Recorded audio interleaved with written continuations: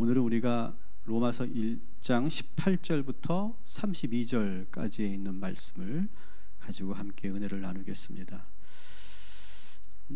지난주는 상당히 많이 왔다는 그런 소문이 있었습니다.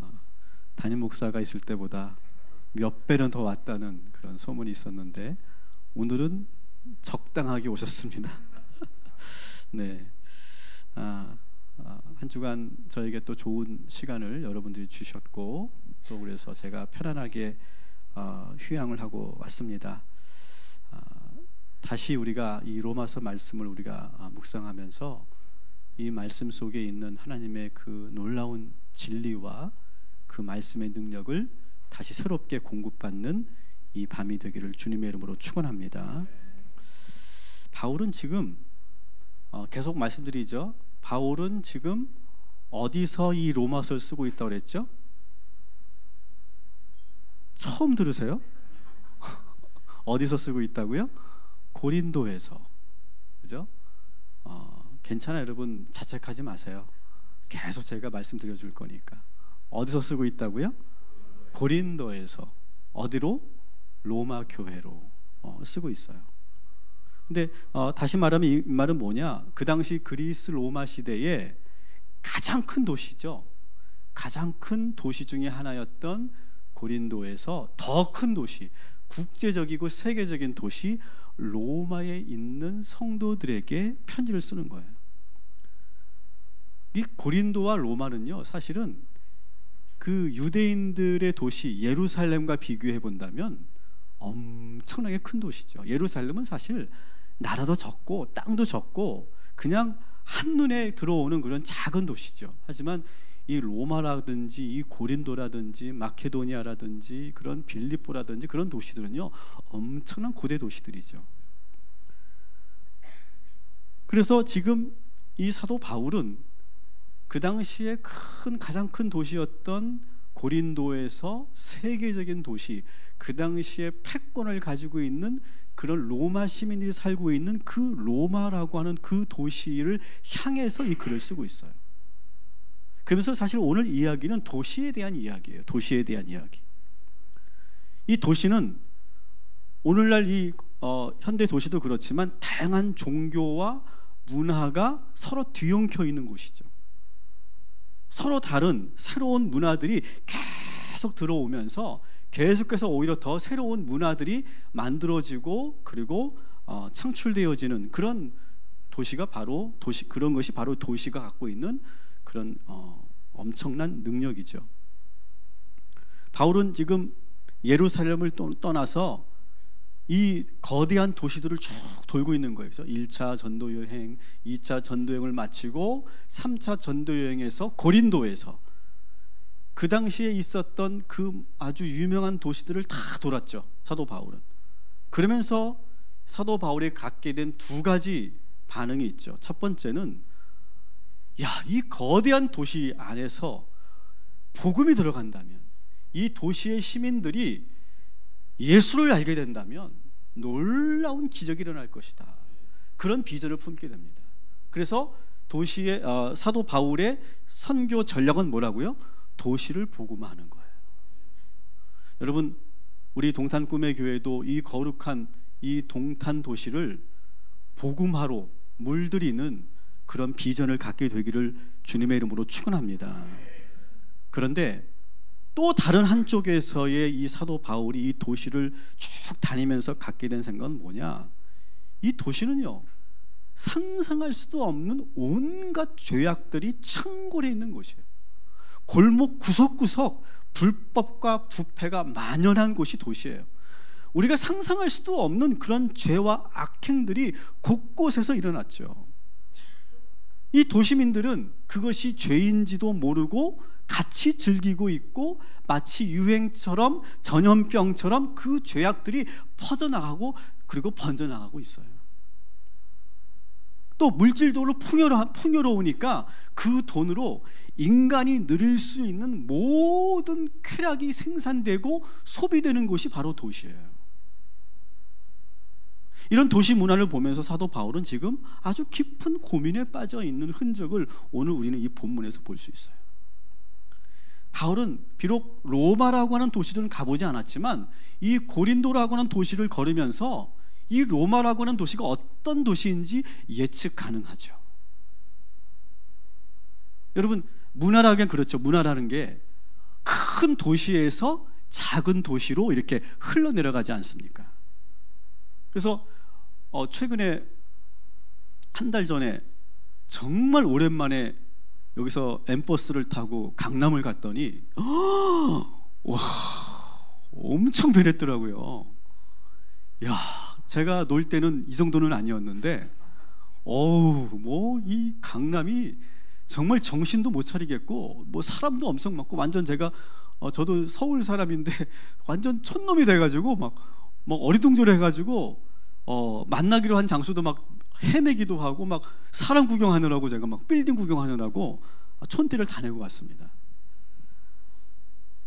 그러니까 도시의 문화라고 하는 것은 거대 도시에서 작은 도시로 이렇게 흘러가게 돼 있죠. 그러니까 여러분, 이 고린도보다 훨씬 큰 도시가 로마잖아요. 그러니까 로마라고 하는 도시를 지금 상상하면서 사도 바울은 이 편지를 쓰고 있는데, 고린도에서 벌어지는 그러한 이 문화와 모든 죄의 그런 모습들은 로마가 몇 배는 더 많았을 것이고, 이미 고린도에서의 그런 문화들은 이미 로마에서는 다 끝난 문화죠.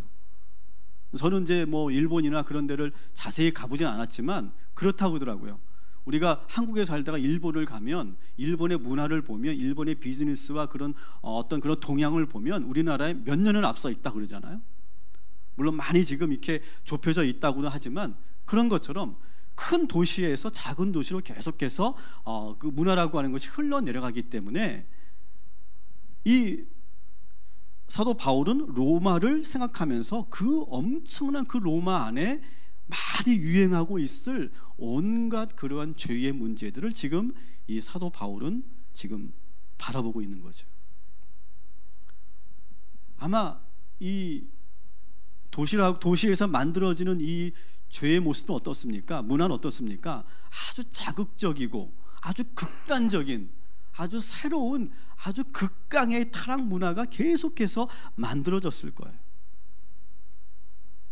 여러분, 화려한 도시의 뒷골목을 여러분 가보셨습니까? 오늘같이 불금이면 정말 많은 사람들이 도시로 몰려들죠. 24시간 불이 꺼지지 않고 수많은 그런 도시민들이 한 주간의 스트레스를 풀기 위해서 다 거리로 다 모입니다. 저도 한때 도시의 한복판에서 이렇게 배회했던 그런 적이 있었습니다. 설마 제가 젊었을 때도 이렇게 금요심에 나와서 열심히 기도했던 그런 우리 조대경 간사 같은 그런 청년이었을 거라고는 예측 안 하시겠죠? 대단한 거예요. 박수 한번 쳐주세요. 저는 안 그랬어요, 사실은. 저는 아마 그 우리 대경 간사 나이였을 때는 홍대나 신촌에 있었을 거예요. 그 도시의 그 화려함 속에서 왠지 뭐 흥분되지 않습니까? 왠지 그냥 뭐 거기서 뭐든지 정말 뭐든지 할 수 있을 것 같은 그런 그 흥분의 그런 느낌을 여러분 아시죠? 아시죠? 네.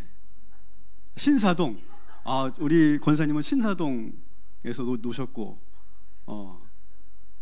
저는 이제 홍대에서 놀았고, 우리 어쩌면 만날 뻔했어요. 우리가 네. 종로에서 놀았고, 사실은 다 우리 각자 놀았잖아요, 그죠? 근데 참 하나님께서 우리에게 은혜를 주셔서 우리가 이렇게 교회로 온 것이 기적이죠. 여러분, 이게 기적이지 다른 게 기적이겠습니까? 진짜 기적이죠. 여러분, 그 도시 안에 지금 이 불금에 무슨 일이 일어날까요?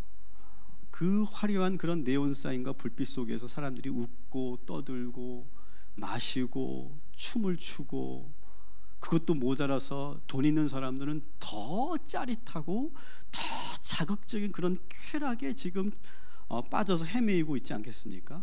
도시라고 하는 것이 어떤 것입니까? 돈만 있으면 안 되는 게 없는 게 도시예요.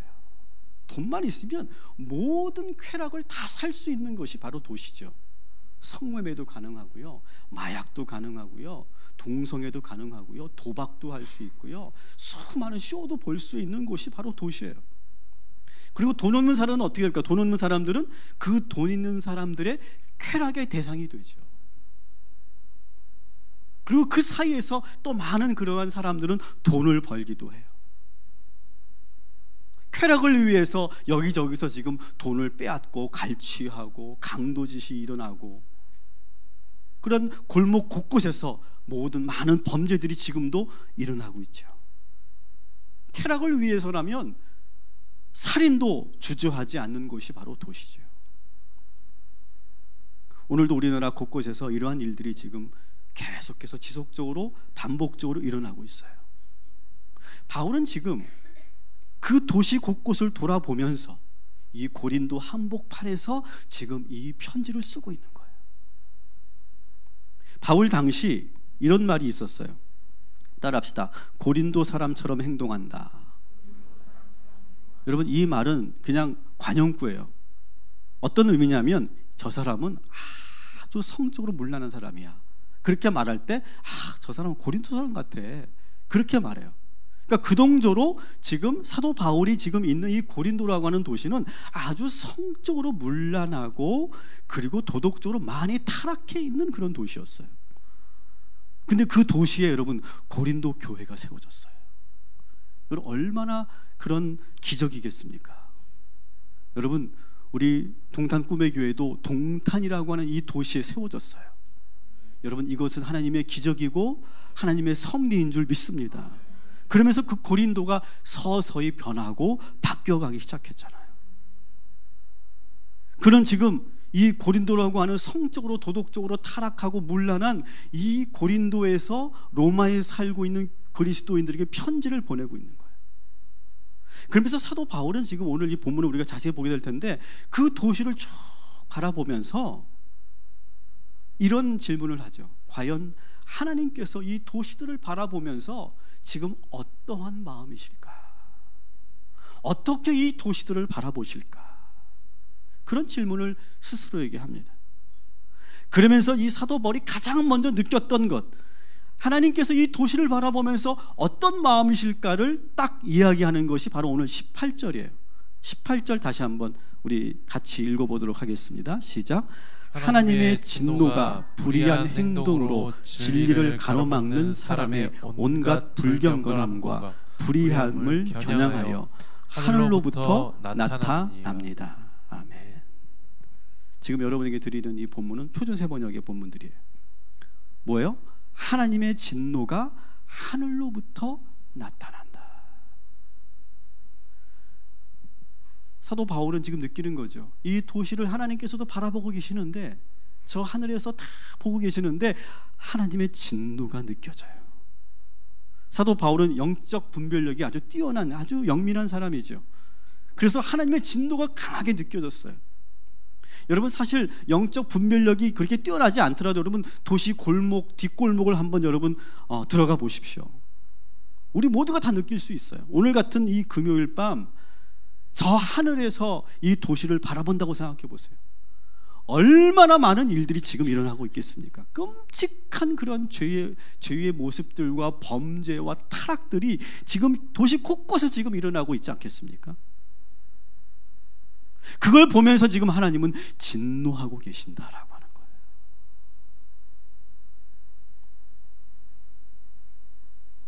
아까도 우리가 감사했지만 우리도 한때는 이 어두운 도시를 거느렸던 경험이 있어요. 그런데 하나님께서 우리에게 은혜를 주셔서 이렇게 하나님께 예배하고 있음에 여러분 감사하시기를 주님의 이름으로 축원합니다. 옆 사람과 이렇게 인사합시다. 하나님께서 당신을 정말 사랑하시나 봅니다. 정말 사랑하시니까 우리가 여기 온 거예요. 오늘 이 시간 고린도에서 동탄 도시에서 살고 있는 우리들에게 전하는 이 복음의 말씀을 잘 듣고 그 안에서 하나님의 음성을 듣게 되기를 바랍니다.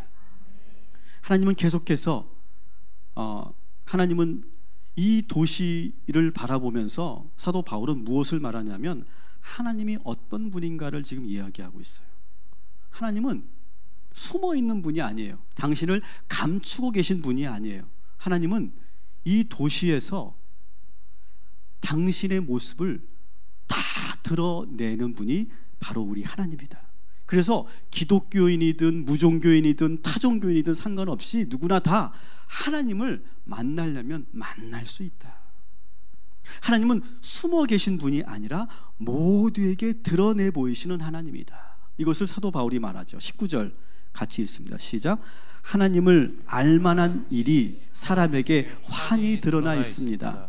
하나님께서 그것을 환히 드러내 주셨습니다. 아멘. 나는 몰랐어요. 나는 하나님을 만난 적이 없고 누구도 나에게 하나님을 가르쳐 준 적이 없고 누구도 나에게 전도한 적이 없으니까 나는 몰랐어요 라고 핑계할 수 없다는 거예요. 하나님은 환히 사람들에게 드러내셨다라고 하는 거예요. 오늘도 지금 이 도시에서 방황하고 배회하고 있는 사람들에게 여전히 하나님은 계속해서 드러나고 계시고 계속해서 말씀하고 계시고 계속해서 인도하시려고 이끌어내시려고 하는데 도시인들이 그것을 지금 느끼지 못한다는 거예요. 그래놓고 나중에 핑계를 한다는 거예요. 20절 한번 같이 읽겠습니다. 시작. 이 세상 창조 때부터, 다시 시작. 이 세상 창조 때로부터 하나님이 보이지 않는 속성 곧 그분의 영원하신 능력과 신성은 사람이 그 지으신 만물을 보고서 깨닫게 되어 있습니다. 그러므로 사람들은 핑계를 댈 수 없습니다. 따라합시다. 핑계를 댈 수 없다. 핑계를 댈 수 없는 거예요. 하나님은요, 드러내시는 하나님, 감추지 않고 모든 것을 환히 드러내시는 하나님이세요. 우리가 보려고 하면, 들으려고 하면, 우리가 믿으려고 하면 얼마든지 하나님을 믿을 수 있는데 이 도시의 사람들이 그것을 보지 않는다는 거예요. 도시인들은 다 볼 수 있고 충분히 분별할 수 있는 지적 능력을 가지고 있는 사람들이 많아요. 그들은 하나님을 경외할 수 있고 감사할 수 있고 그렇게 할 수 있는데 그들은 그렇게 하지 않는 거예요. 오히려 자기 교만에 빠져 있어요. 자기 스스로는 지혜롭다고 착각하고 있지만 허망한 지식에 빠져 있어요. 눈이 멀어 있어요. 그래서 바울은 고린도 시민을 바라보면서 이 부분을 보고 있는 거예요. 여러분, 그 당시 그리스 로마 시대는 어떻습니까? 특히 로마 같은 경우는요, 아주 유명한 철학자들이 많이 있었고 소피스트들이 활동하고 있었고 스스로 지혜자라고 자처하는 그런 엘리트들이 상당히 많이 살고 있는 도시가 바로 고린도였고 로마였어요. 당대 최고의 시인과 화가와 예술가와 음악가와 과학자와 변증가들과 정치인들이 득실거리는 곳이었어요. 근데 아무도 하나님을 인정하지 않았다. 바울은 그들이 하나님을 모르는 것이 아니라 오히려 일부러 외면하였다라고 지금 말해요. 21절 22절을 같이 읽겠습니다. 시작. 사람들은 하나님을 알면서도 하나님을 하나님으로 영화롭게 해드리거나 감사를 드리기는커녕 오히려 생각이 허망해져서 그들의 지각 없는 마음이 어두움으로 가득 차게 되었습니다. 사람들은 스스로 지혜가 있다고 주장하지만 실상은 어리석어서. 아멘. 사람들은 하나님을 알면서도 외면하고 있는 거다. 스스로 지혜롭다고 그렇게 착각하고 있지만 실상은 어리석다.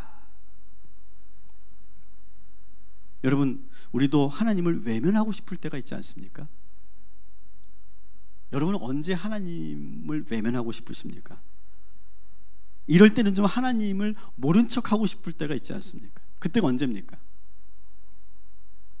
내가 잘못인지는 알지만 지금 나에게 올라오는 그 욕구와 욕망을 분출하고 싶을 때, 그 욕구를 느끼고 싶을 때 우리는 하나님을 외면해요.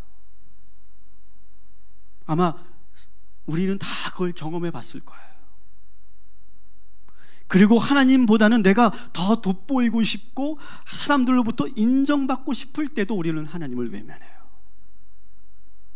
우리는 신앙생활 하면서도요, 우리는 그리스도인이면서도 그렇게 예수를 믿지 않은 하나님을 모르는 도시인 뿐만 아니라 우리들도 역시 끊임없이 하나님을 외면하고 싶은 유혹에 시달리고 있어요.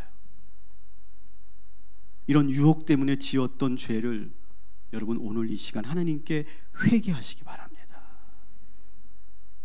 여러분, 이 유혹은요 평생 따라다닐 거예요. 그러나 이 상황을 여러분들이 이기지 못하고 그리고 회개하지 않는다면, 그것을 자꾸 숨기기만 한다면 우리는 점점 그 죄의 유혹에 빠져 들어갈 수밖에 없어요. 오늘 여러분 솔직하게 주님 앞에 기도하십시오. 회개하십시오.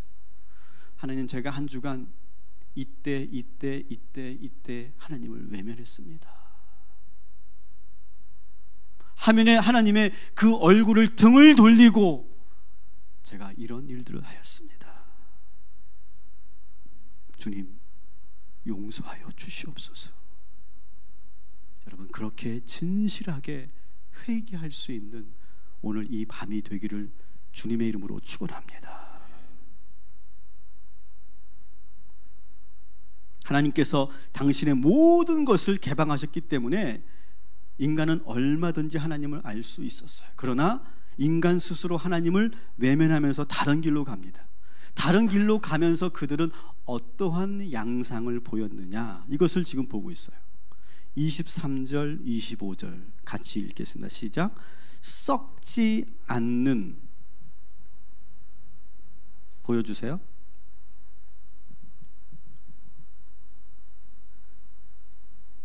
(23절) (25절) 우리가 한번 찾아서 읽어볼게요.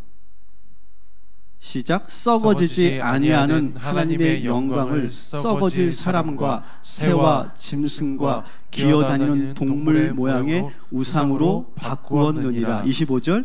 이는 그들이 하나님의 진리를 거짓 것으로 바꾸어 피조물을 조물주보다 더 경배하고 섬김이라. 주는 곧 영원히 찬송할 이시로다. 아멘. 자, 하나님을 모르는 척하고 외면하니까 하면서 이 인간들이 어떻게 했습니까? 우상을 만들었어요. 우상을 만든 이유를 지금 사도 바울이 지금 이렇게 분석하고 있는 거예요. 왜 우상을 만들었느냐? 하나님을 외면하면서. 인간은 하나님 대신 다른 것을 추구하기 시작했다는 거예요. 하나님을 대처할 수 있는 것들을 세워놓고 그것을 믿고 따라가면 내가 배고프지 않고 충만하게 채워질 거라고 믿으면서 그렇게 계속해서 우상을 만들고 그 형상을 만들어서 숭배해 왔다라고 하는 거예요. 고대 사회는 이 우상이 종교적인 형태로 나타나요. 그래서 실제로 동물이나 해와 달을 형상한 우상들을 만들어 놓고 거기에서 제사를 드리고 숭배를 해요. 고린도나 로마도 역시 아주 다신주의와 그리고 혼합주의적인 우상 숭배가 아주 횡행했어요. 그래서 오늘 말씀에 보니까 네 발 달린 짐승이나 기어다니는 그런 동물의 형상을 우상으로 바꿔놨어요. 그래서 그런 우상들이 이 도시야 곳곳에 우후죽순으로 계속해서 세워지고 그 신전들이 만들어지고 거기에 제사장들이 만들어지고 제사가 계속 드려지고 있는 도시가 바로 고린도였고 로마였어요. 근데 여러분, 현대사회는요 이 우상이 조금 다른 형태로 만들어지고 있어요. 여전히 물론 점을 보고 점성술을 믿고 구슬을 하는 그런 종교적 형태로 우상이 만들어지기도 하지만 사실 현대사회는 더 아주 복잡하고 미묘한 방식으로 우상이 만들어져요. 우리가 그 우상 중에 가장 큰 우상이 뭡니까? 돈이죠. 돈. 여러분, 돈을 위해서라면 우리가 신앙은 물론 사람도 해할 수 있어요. 돈을 위해서는 도덕도 윤리도 다 모두 버릴 수 있고 포기할 수 있도록 만드는 게 이 현대사회의 우상이 바로 돈이죠. 그리고 또 하나의 우상이 있어요. 현대사회에 또 하나의 우상이 있어요. 그게 뭘까요? 아이돌이에요. 아이돌. 이 아이돌을 저는 문화적으로 이렇게 분석해요. 이 아이돌은요, 이 아이돌 스타는요 새로운 신의 모습이에요. 그래서 그 아이돌을 보면 그 몸이 어떻습니까? 완벽하죠. 여자들은요 정말 완벽한 그 몸매를 갖고 와요. 남자들도 아주 멋있게 만들어 가죠. 근데 계속 그렇게 하면서 현대사회는 새로운 그런 아이돌이라는 말 자체가 우상이라는 뜻이잖아요. 새로운 아이돌을 숭배하게 하고, 심지어는 어떻게 합니까? 내가 아이돌이 되고 싶어요. 그래서 내가 아이돌이 되고 싶어서 자신의 몸을 아주 귀하게 여겨요. 그래서 자기 몸을 아주 아름답고 건강하게 만드는 데 푹 빠지게 만들어요. 끊임없이 성형수술을 하고 다이어트하고 운동하면서 매일매일 거울을 보면서 오늘은 괜찮은가? 수술 잘 됐나? 오늘은 좀 뱃살이 좀 많이 빠졌나? 계속해서 자기 자신을 보면서 자기 몸을 사랑하고 나르시시즘에 빠지게 만들어요. 그것도 여전히 우상이죠. 그리고 우리 주변에는 하나님보다 더 사랑하는 사람들이 많아요. 여러분들은 누구를 가장 사랑하십니까? 하나님 말고. 남편? 그럴 리는 없죠. 그럴 리는 없죠. 근데 여러분, 하나님보다 사랑하는 대상이 우리에게는 있어요. 우리 자녀들이 그럴 수가 있죠. 그렇게 하나님보다 더 사랑하는 대상이 지금 우리들에게 있어요. 그리고 요즘에는 이 오타쿠 혹은 덕후라고 불리는 문화가 확산되어 있죠. 그래서 이 오타쿠 문화, 덕후 문화를 보면, 이 덕후들을 보니까요, 그 소위 뭐라고 합니까? 굿즈 제품이라고 하죠. 이 굿즈 제품들 혹은 피규어를 사기 위해서요, 몇 달 아니면 몇 년을 알바를 합니다. 알바를 해서 그 피규어 하나 사기 위해서 수십만 원, 수백만 원, 아니 몇 천만 원도 씁니다. 전혀 그것이 아깝지가 않아요. 그래서 그 덕후들이 뭐 자기 집에 보면 뭐 엄청나게 많은 피규어들이 모아져 있고, 지금 사진처럼 이 왼쪽에 있는 피규어는 아주 독특한 덕후죠. 이거 뭐라고 해요? 이 덕후가 뭐라고 하던데, 그래서 일본 만화의 여자 주인공을 마치 자기 애인처럼 여기는 그 캐릭터를 다 집에 모아놓고, 사람은 안 만나. 이 사람들은 여자랑 결혼도 하고 밥도 같이 먹고 막 그런 덕후들이 있고, 옆에는 그 피규어들이 지금 엄청나게 많이 있죠. 저 피규어를 보니까, 그 피규어를 파는 그런 매장에 가보니까 요만한 거 하나가 막 10만 원, 20만 원씩 하더라고요. 전혀 돈이 아깝지 않죠. 오직 그것을 사는 게 내 인생의 목표인 사람들이 점점 많아져요. 그게 다 뭡니까? 우상이죠. 그리고 온갖 우리 현대 도시에는 다양한 중독을 경험할 수 있게 만드는 현상들이 많이 있었어요. 이런 식으로 현대사회는 다양한 형태의 우상화가 이루어지고 있어요. 이 모든 것은 그러나 뭡니까? 따라합시다. 공갈적곡지다. 여러분, 공갈적곡지라는 게 뭔지 아시죠? 아기들이 막 이렇게 항상 입에 달고 다니는 거예요. 그래서 계속 빨아요. 근데 뭐 나와요? 아무것도 안 나와요. 근데 마치 그 아이는 여기서 엄마의 젖이 나오는 것처럼 빨아요. 속는 거죠. 근데 계속 빨지만 배에는 아무것도 채워지지 않아요. 현대사회는 바로 그런 거죠. 그런 우상을 만들어 놓고 계속 거기서 뭔가 갈증을 채우려고 해요. 근데 여러분 어떻습니까? 이러한 문화에 빠지면 어떻습니까? 이런 우상에 빠지면 하면 할수록, 가지면 가질수록, 느끼면 느낄수록 그 쾌감은 잠깐이고, 그때의 즐거움은 잠깐이고, 더 자극적이고 더 자극적이고 더 강한 것을 느끼고 싶어요. 그러면서 점점 더 갈증이 더해가는 거예요. 채워지는 느낌보다는 더 메말라가는 느낌이 계속 찾아옵니다. 공갈적곡지는 아무것도 안 나오는데 계속 우리는 빨아대는 거예요. 여러분들에게 있는 우상이 있어요. 여러분, 우리가 예수를 믿는다고 하지만 우리들에게도 여전히 우상이 있어요. 여러분, 그 공갈적곡지가 무엇입니까? 그것을 오늘 이 시간 그것을 알아채리고 그 공갈적곡지를 완전히 빼는 저와 여러분이 되기를 주님의 이름으로 축원합니다. 따라합시다. 주 예수보다 더 귀한 것은 없습니다. 오직 주님만이 나의 모든 것 되십니다. 이것이 바로 우리가 우상으로부터 벗어날 수 있는 유일한 고백임을 믿으시기 바랍니다. 주 예수보다 귀한 것은 없다. 오직 주님만이 나의 모든 것이 되신다. 주님만이 나의 모든 것을 채우신다. 그러한 진정한 고백이 우리들에게 있게 되기를 주님의 이름으로 축원합니다. 사도 바울은요, 아주 놀라운 통찰력을 여기서 보이고 있어요. 사도 바울은 고린도, 빌립보, 마케도니아 같은 그 당시 그리스 로마 문화권에 있는 도시들을 쭉 다니면서 아주 중요한 패턴을 하나 봅니다. 그게 뭐냐면, 다신주의적인 우상 숭배에 빠져 있는 사람들은 자연스럽게 어떤 타락으로 빠지냐? 도덕적 타락으로 빠진다.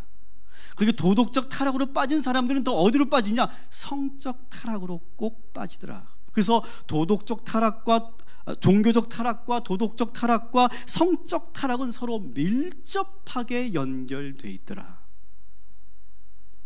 영적으로 먼저 타락이 되면 자연스럽게 도덕적으로 타락하게 되더라. 그러면서 성적인 타락으로 가게 되더라. 이것을 지금 오늘 이 18절부터 그 부분을 아주 대단한 그런 분석력을 가지고 분석해내고 있어요. 여러분, 우상숭배는, 여러분 다신론에 빠진 그 우상숭배는 자연스럽게 성적 타락으로 가게 되었죠. 여러분, 그 가나안의 종교, 그 아세라 목상과 바알신을 섬기는 그러한 그 종교는 어떻습니까?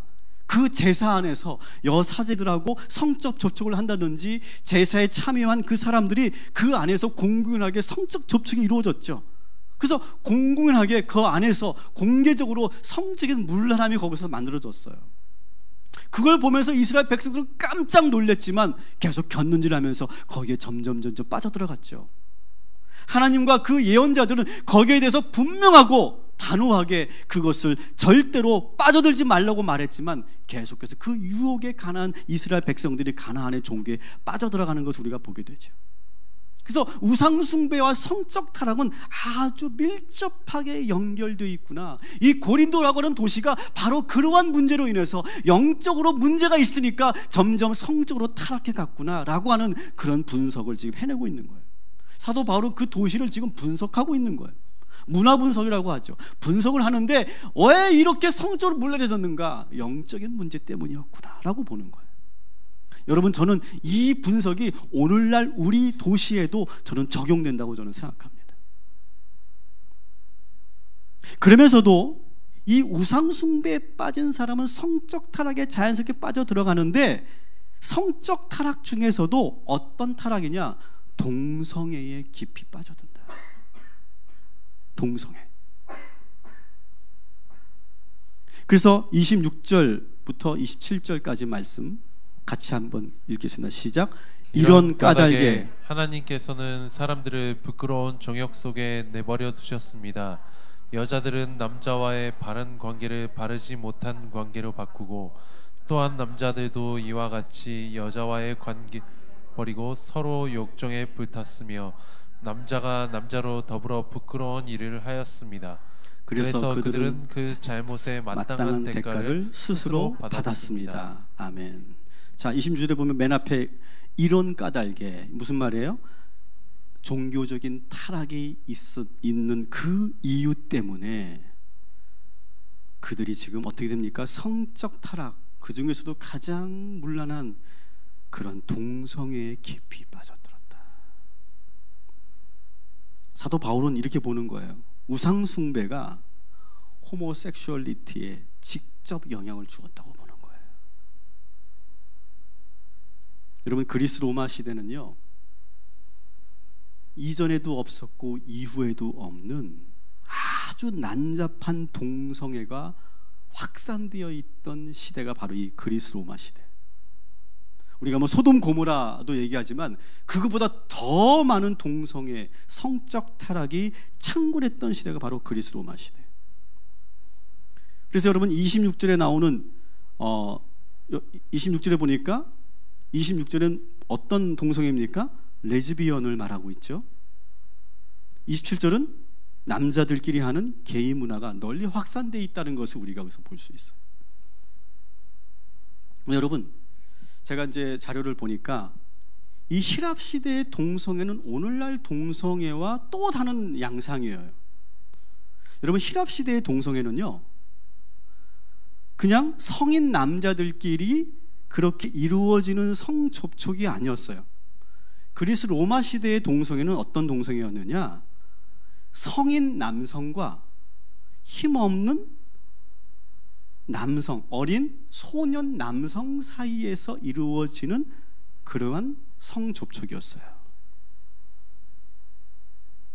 그러니까 성인들끼리는 그런 성적 접촉을 하지 않았다는 거예요. 그래서 12살 이상에서부터 이제 그 성인이 되기 전까지에 있는 대상을 놓고 그 어른 남성들이 성적 욕구를 느꼈다는 거예요.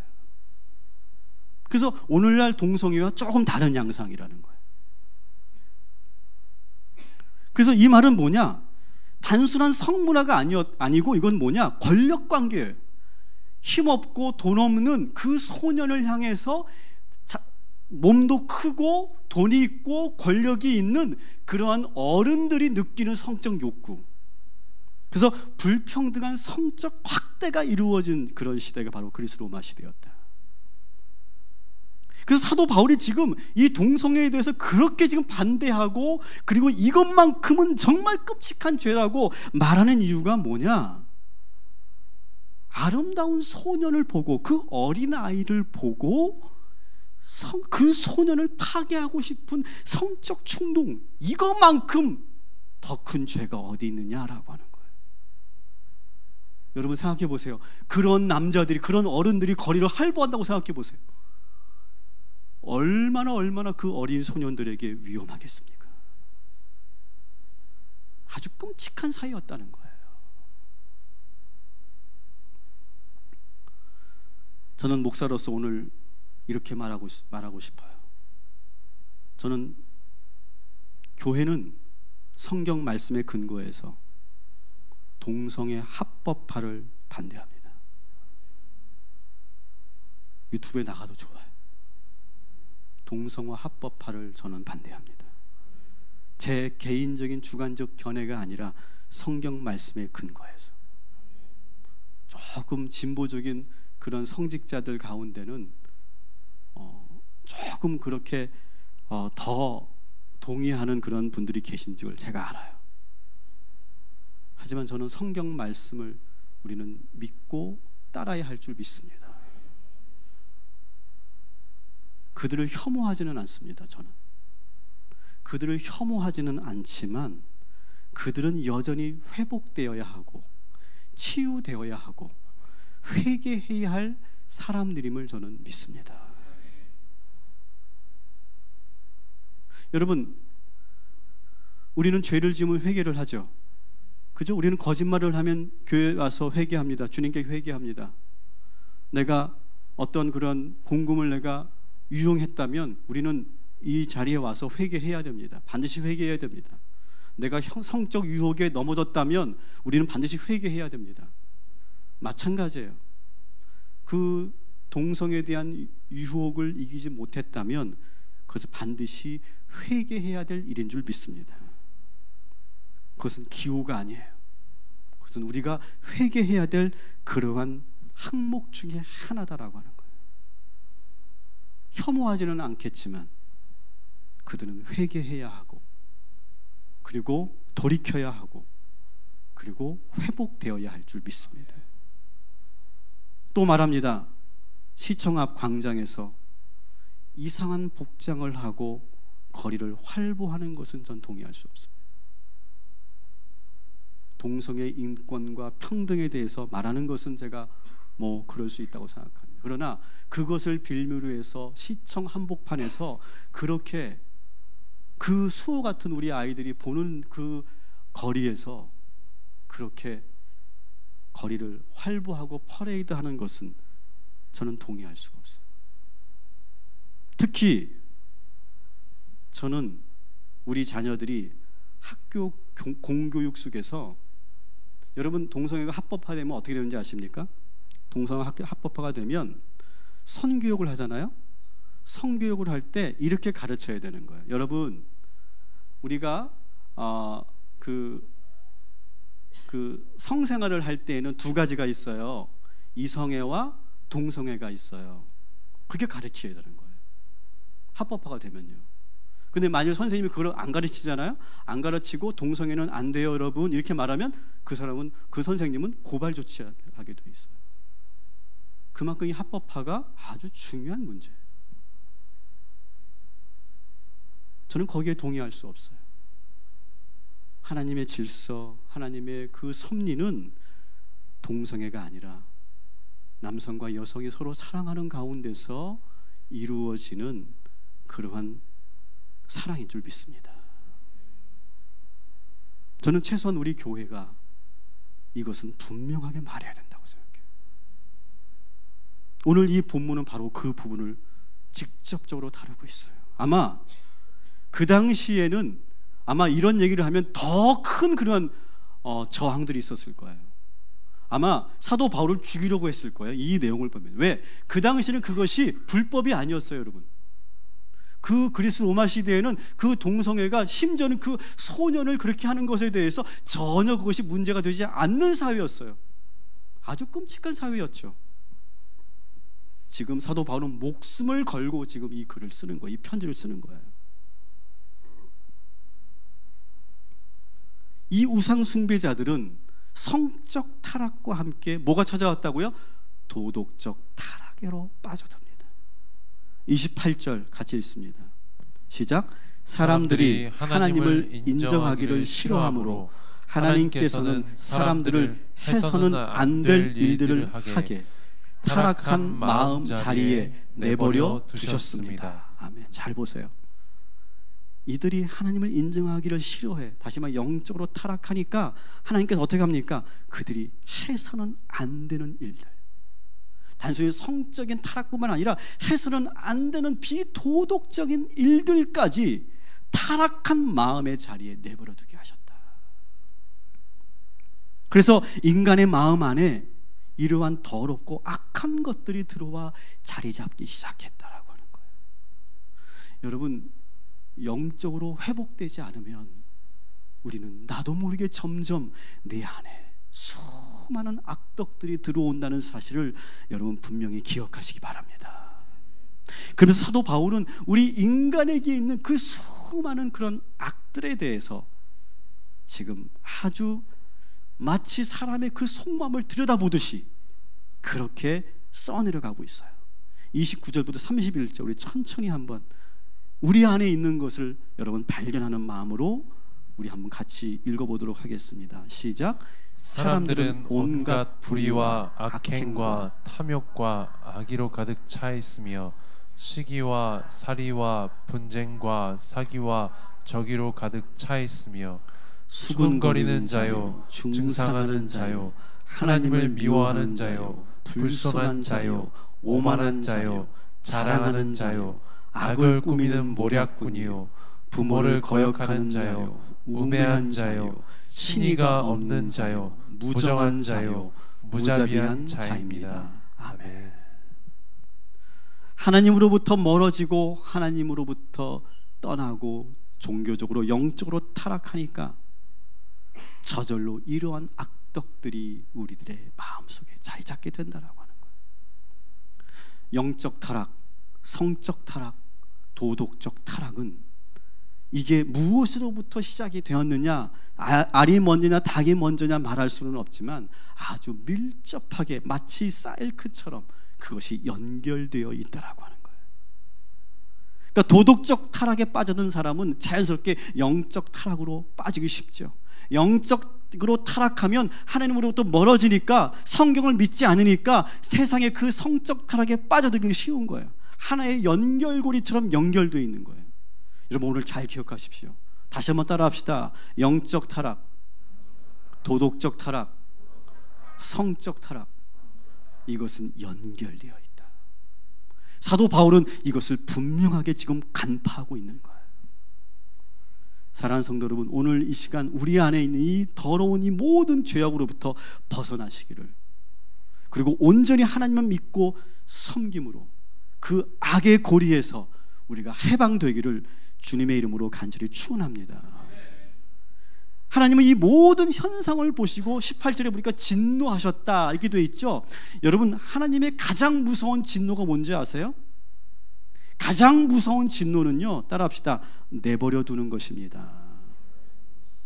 오늘 말씀에 보면 하나님께서는 3번이나 하나님께서 이런 타락한 죄인들을 어떻게 했다고 표현하느냐, 내버려 두었다.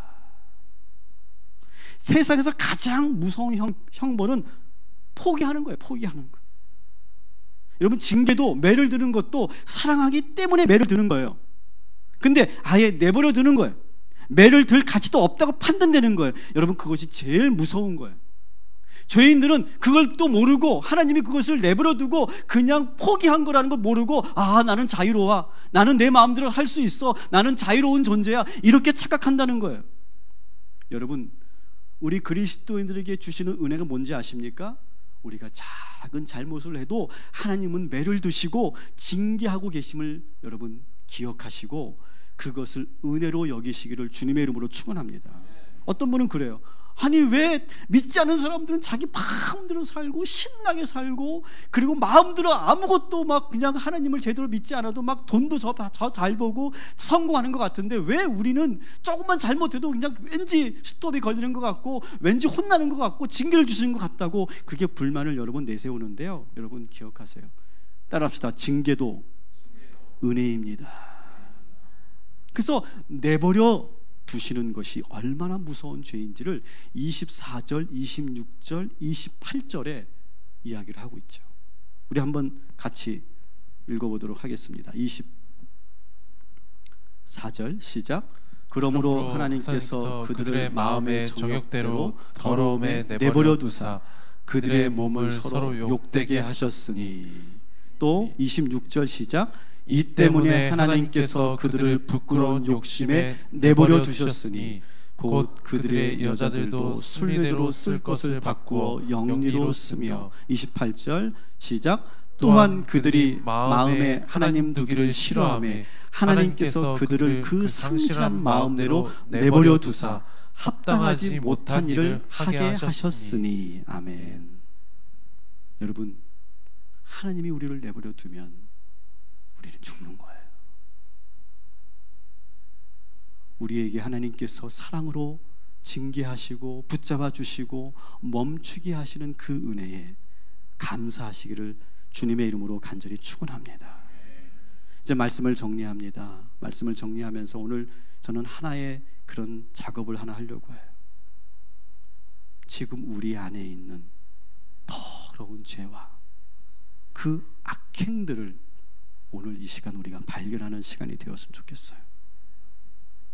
우리가 29절부터 31절 우리가 읽었던 말씀을 여러분들에게 다시 제가 읽어드릴 거예요.